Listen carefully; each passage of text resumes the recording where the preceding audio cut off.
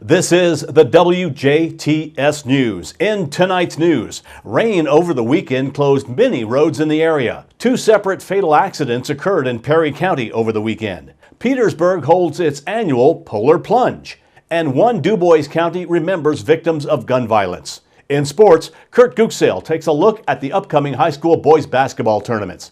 And on WJTS Inform, Ashton Borden and Megan Durloff tell us the mission and efforts of DuBois County Cares.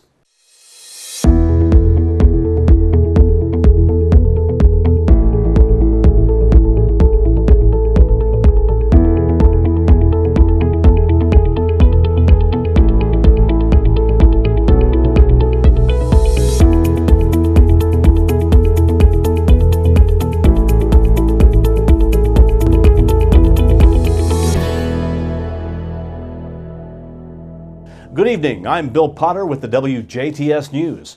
Weather continues to be a topic of conversation as the consistent pattern of moderate to heavy rainfall saturated the region over this past weekend. According to Steve Berg, superintendent with the DuBois County Highway Department, a few roads have been reopened since Saturday night. He says some roads may have debris such as gravel, mud, corn stalks, and limbs on them, so please be aware. Berg says that county highway crews were out again today cleaning things up and opening clogged culverts. Currently, as many as 26 county roads and intersections may still be closed due to the high water, so beware of that. And most of the areas you travel, you know what floods and what doesn't flood, so avoid that area. Rain across the area Saturday night had the St. Henry Volunteer Fire Department personnel rescuing a driver after their vehicle had become trapped from rushing flash flood waters. Governor Eric Holcomb issued a disaster emergency Saturday for the 11 Indiana counties in response to widespread flooding and infrastructure damage caused by sustained heavy rainfall. Among those 11 counties affected was Perry County, where residents began sandbagging their homes and businesses Friday as the rains began. Officials with the Spencer County Emergency Management Agency warned residents that the river was expected to crest today at the same levels the river saw in 1997. The disaster emergency medical declaration may be expanded to include other counties in the days ahead. For a complete list of roads closed across the state of Indiana, the Department of Transportation says many state highways have been affected and are too numerous to mention individually, so they are directing the public to go to their website, which is indot.carsprogram.org for a map and a complete listing. Multiple injuries were reported this morning as scaffolding collapsed at 526 2nd Street in Shoals. The Martin County Sheriff's Department received a call of injuries at 9:45 a.m. today, stating that multiple people were believed to be injured after scaffolding collapsed. 2 people had to be airlifted from the scene, with 1 person being taken to the hospital by private vehicle. 2 Martin County ambulances and multiple personnel and vehicles with the Shoals Fire Department responded to the scene. We'll try and have more details on that tomorrow. Perry County saw 2 fatal accidents over the weekend, with the first involving a motorist who was killed Saturday afternoon after being involved in a single vehicle accident along State Road 145 in Perry County. 22-year-old Zachary K. Wright of Bristow was killed after the 2001 Chevrolet Cavalier he was traveling in crossed the center line, left the roadway, and struck a tree. Perry County EMS rescue squad and sheriff deputy responded to the scene. Upon assessing Wright, it was determined that he had died from apparent injuries sustained in the vehicle accident. Assisting the Perry County Sheriff's Department with this incident was Perry County EMS, rescue squad, and the Perry County Coroner's Office. Later that same evening, Perry County Sheriff deputies, along with an Indiana State Trooper, responded to another fatal accident involving a mother and her son. Saturday night's torrential rain proved fatal after a Lincoln, Nebraska woman lost control of her vehicle. Saturday night, just after 10 p.m., an Indiana State Trooper was among the first to arrive to find a Mitsubishi SUV sitting in the upright position at the bottom of a deep embankment along Interstate 64 eastbound near the 75-mile marker. 31-year-old Armand McKnight of Lincoln, Nebraska, was killed after she lost control of the SUV she was driving in the severe rainstorm.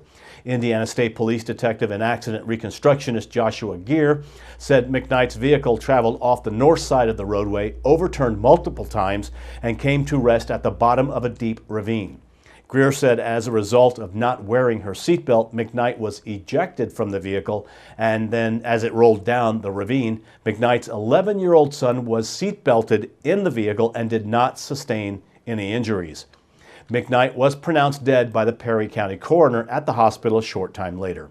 Assisting state police were the Perry County Sheriff's Department and Perry County EMS.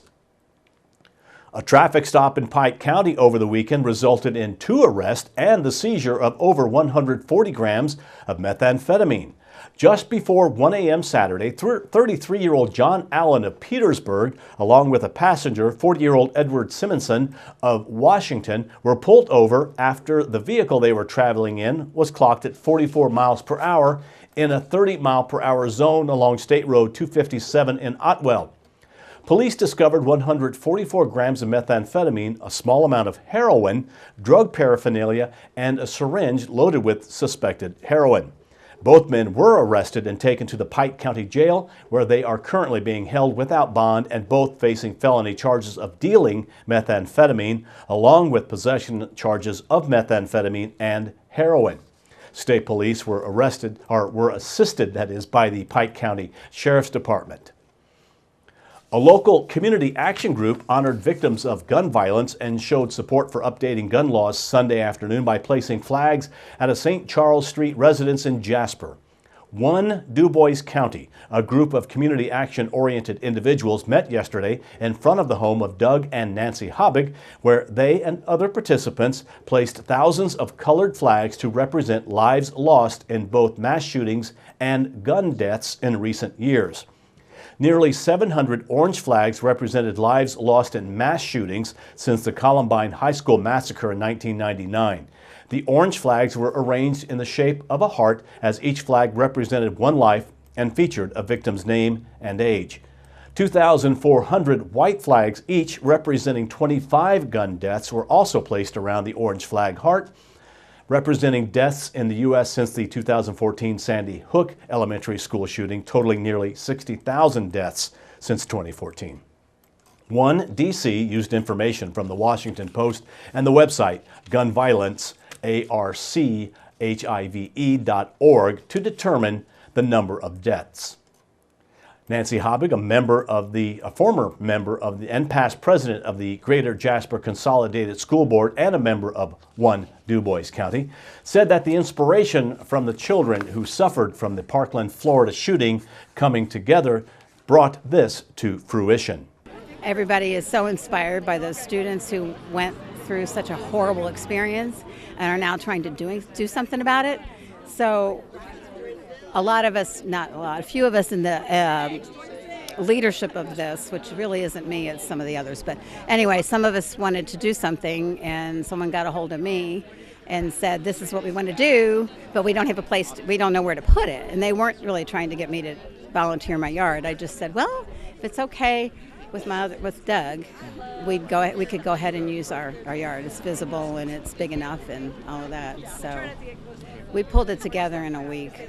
Another patron at the flag ceremony was Dennis Tedrow, who says it's great that a community can come together to stand up for something they believe in.